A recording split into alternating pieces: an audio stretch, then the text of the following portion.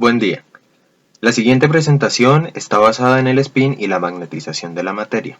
Los integrantes del grupo son Ángel Mauricio Ardila Barba, Manuel Acuña, Andrés Álvarez y quien les habla, Juan Sebastián Carrillo Rojas.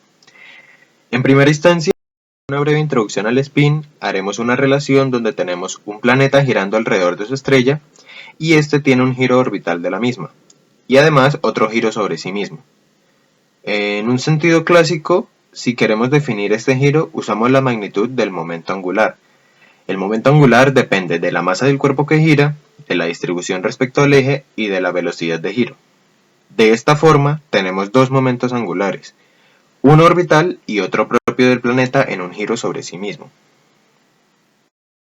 Ahora, si nosotros nos vamos al mundo del átomo, podemos imaginar al electrón girando alrededor del núcleo y quizá también sobre sí mismo.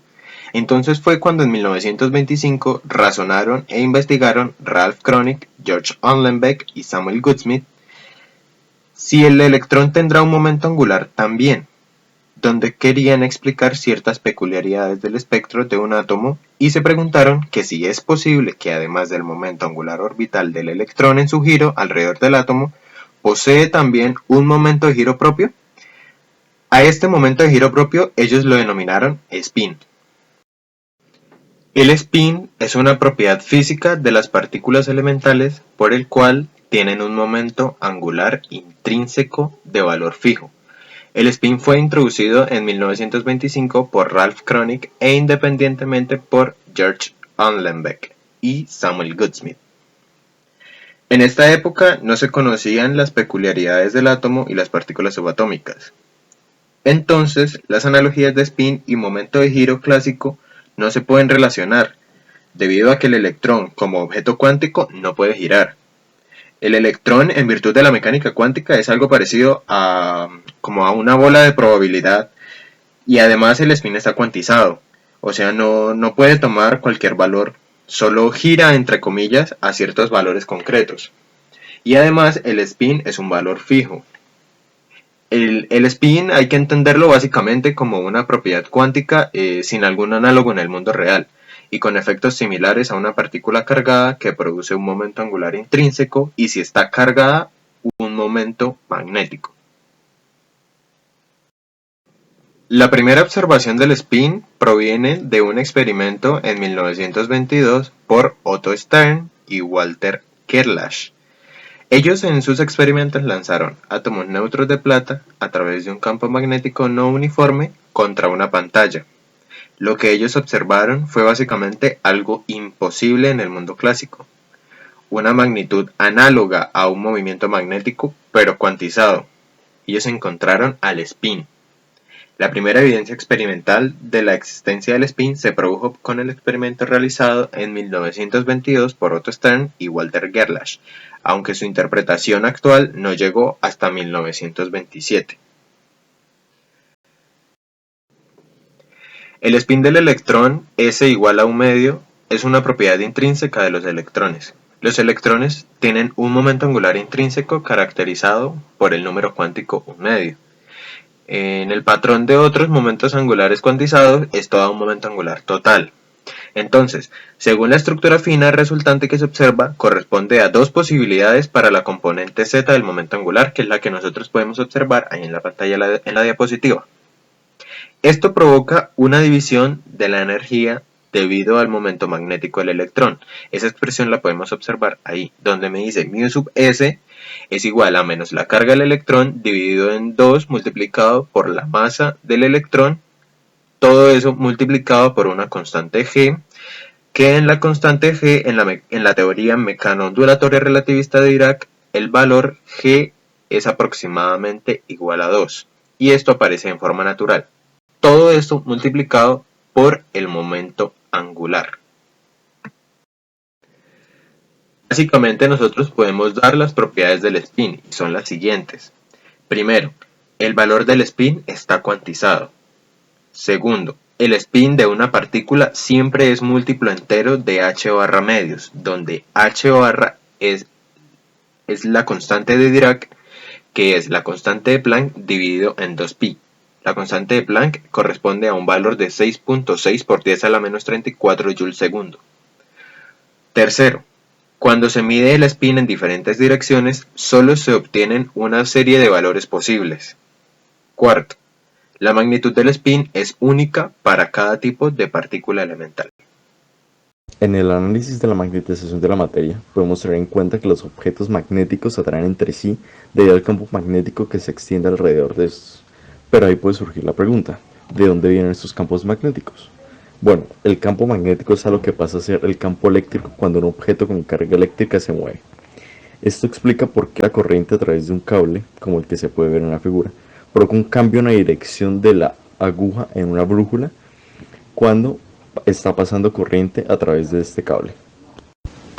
Pero los objetos como la aguja de la brújula o una barra de imán de los ejemplos anteriores no tienen corriente eléctrica atravesando por ellos como en el cable.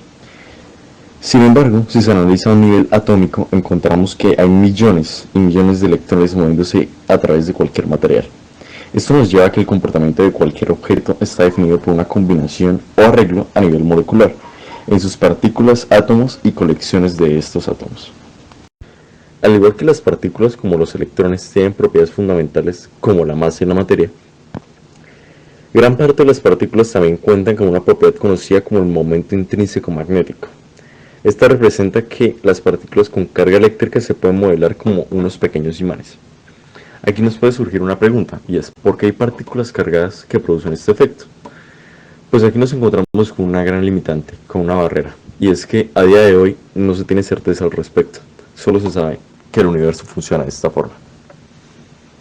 El imán que representa el electrón es cerca de 1000 veces mayor que el imán que representa el protón, por lo que el núcleo, que está compuesto principalmente por protones y neutrones, no tiene gran efecto en el magnetismo del átomo en sí.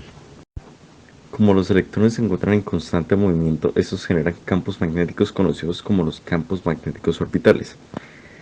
Estos no tienen gran relevancia en el campo magnético del átomo en sí. ¿Por qué? Bueno, esto se debe a que los electrones se agrupan por capas, y los electrones presentes en estas capas se desplazan en la misma dirección, y por ello sus corrientes se cancelan y no generan campo magnético. En las capas llenas, los electrones vienen en pares, y sus campos se cancelan entre sí. Pero cuando las capas están semiocupadas o semillenas, ningún electrón se encuentra emparejado, y por esto los campos magnéticos se suman. Debido a esto, el campo magnético intrínseco de los electrones de la última capa se les atribuye la mayor parte del campo magnético del átomo en general. Debido a esto, los elementos ubicados en los bordes de los principales bloques de la tabla periódica no son muy magnéticos, ya que estos tienen completa o casi completa su última capa de electrones. Pero por el contrario, los elementos ubicados en medio de cada bloque sí son muy magnéticos. Entre estos podemos recalcar el níquel, el cromio o el hierro. Los elementos que forman un sólido pueden alinearse de una misma forma. A esto se les llama ferromagnéticos. O estos se pueden alinear de una forma alternante. Cualquiera de estos dos casos ocurre según se requiera menos energía. Podemos notar de que el cromio está entre la categoría de los elementos más magnéticos que hay. Sin embargo, cuando lo analizamos, el cromio no se comporta de la misma forma que el hierro, por ejemplo. Esto se debe a lo mencionado anteriormente, a la alineación que tienen los átomos al momento de conformar el sólido, ya que un elemento sea magnético no significa que el sólido compuesto por este elemento también lo vaya a ser. A continuación, vamos a realizar un ejercicio para profundizar más el tema.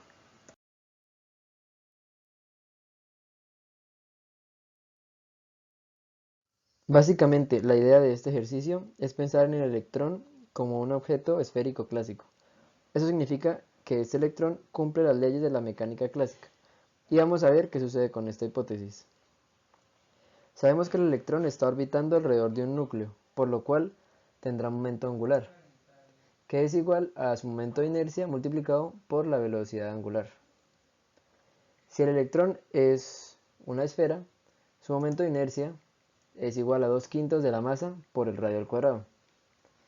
Y podemos reemplazar este valor en el momento angular. Ahora, el ejercicio dice que pensemos que el momento angular debe ser igual a raíz de 3/4 por la constante de Planck dividida sobre 2pi, que es h barra. Ahora, podemos igualar la ecuación y despejarla y reemplazar los valores. Esto nos va a dar una velocidad angular igual a 2.5 por 10 a la 30 radianes por segundo, que sería la respuesta del inciso A. Ahora, para el inciso B, nos piden que hallemos la velocidad tangencial que tendría este electrón, usando la ecuación previamente dicha, que sería igual a su radio, ya que en la zona ecuatorial donde tiene mayor radio el electrón, multiplicado por la velocidad angular que hallamos anteriormente. Esto sería igual a 2.5 por 10 a la 13 metros por segundo. Esta velocidad es mucho mayor a la velocidad de la luz en el vacío, por lo cual este modelo no puede ser posible, que fue lo que dijo en su momento el físico Bohr. Bueno, ahora tenemos otro ejercicio. Este es sobre la magnetización. Dice: encontrar la magnitud de la magnetización en un material para el cual A. La densidad del flujo magnético es 0.02 Weber sobre metro cuadrado y la susceptibilidad magnética es de 0.003. B. La intensidad de campo magnético de 1200 amperes sobre metro y la permeabilidad relativa 1.005. C.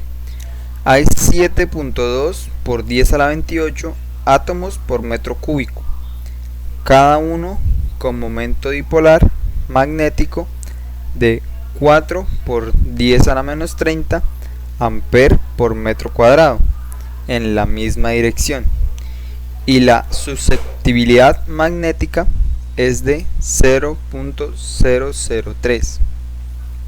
Bueno, de este ejercicio podemos darnos cuenta que nos pide la magnetización y nos da tres ejercicios distintos con datos distintos para aplicar las distintas fórmulas mediante las cuales podemos hallar la magnitud de la magnetización.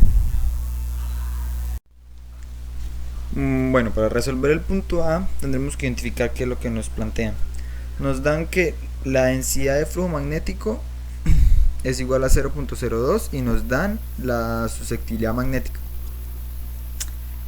Tenemos que la densidad del flujo magnético es igual a μ sub 0 por h más m, donde h es la intensidad del campo magnético. Llamaremos a esta ecuación 1.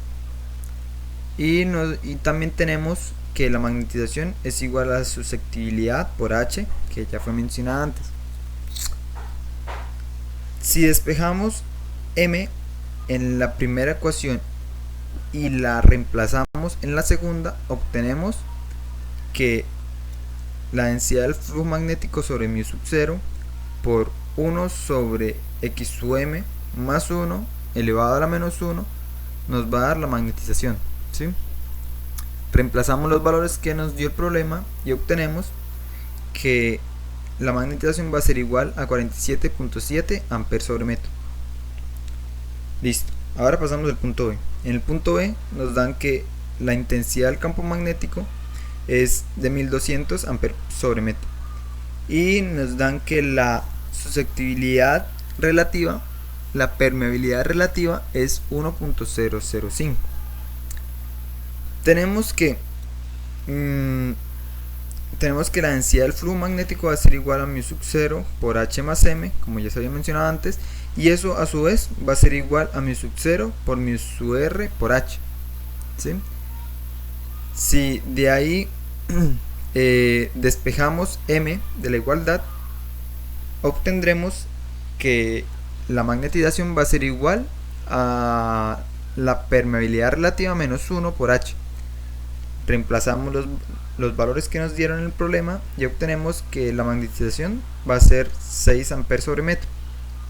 Ahora tenemos el punto C. En el punto C nos dan las moles y nos dan el momento dipolar, ¿sí?